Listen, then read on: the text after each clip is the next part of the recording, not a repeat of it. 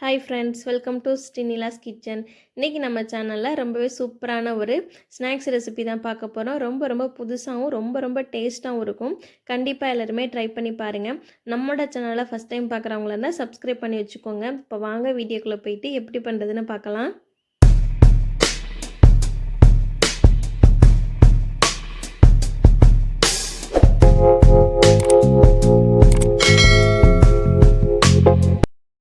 First ஒரு பவுலில் measuring கப்பில் 1.5 கப் அளவுக்கு இன்றைக்கி நான் பொரி சேர்த்துருக்கேன்.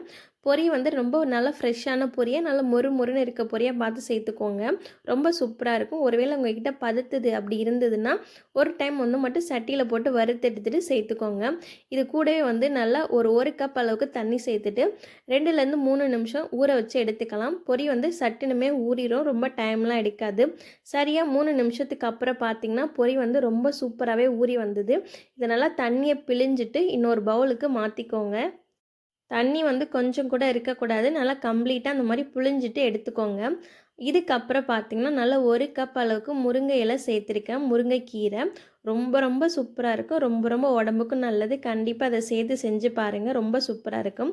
இது கூடவே வந்து 1 டீஸ்பூன் பார்த்திங்கன்னா கரம் மசாலா, 1 டீஸ்பூன் வந்து ஜீரகத்தூள், 1 டீஸ்பூன் வந்து மஞ்சள் தூள், 1 டீஸ்பூன் வந்து மிளகாய்த்தூள் சேர்த்துருக்கேன். இது வந்து ரொம்ப காரமாக இருக்கும், அதனால் நான் 1 டீஸ்பூன் தான் சேர்த்துருக்கேன்.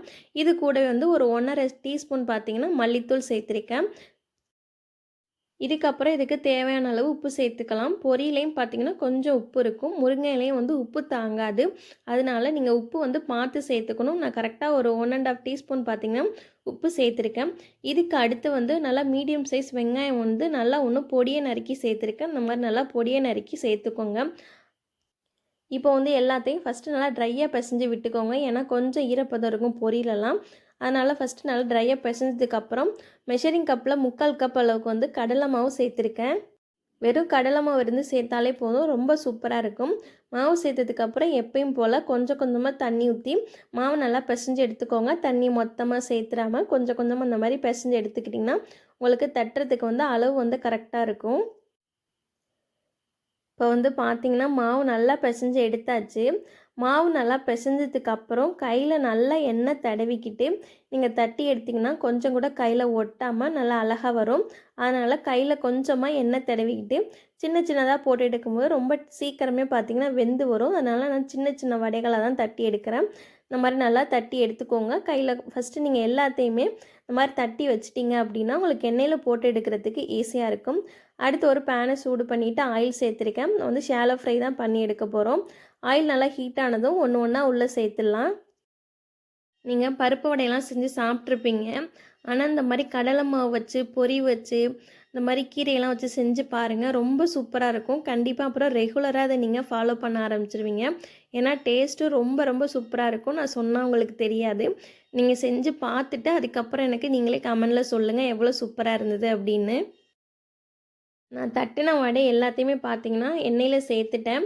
இது எல்லாத்தையும் ஒரு நிமிஷத்துக்கு அப்புறம் திருப்பி விட்டுக்கலாம். உடனே திருப்பி விடக்கூடாது.